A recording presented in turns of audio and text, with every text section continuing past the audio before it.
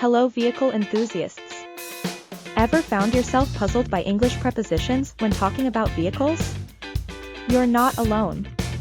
Today, we're diving into the commonly confused on and in the context of transportation. Let's start with on. Picture this, you're about to embark on a journey.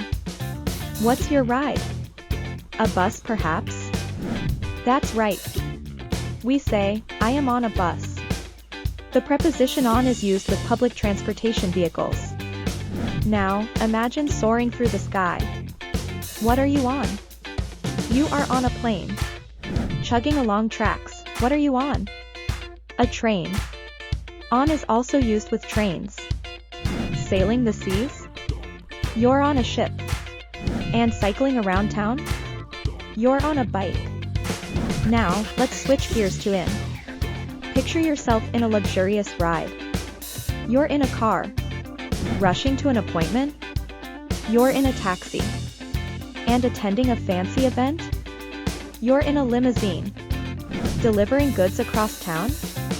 You're in a truck. In is used with private transportation vehicles.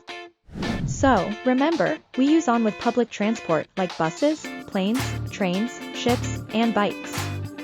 And we use in with private vehicles like cars, taxis, limousines, and trucks.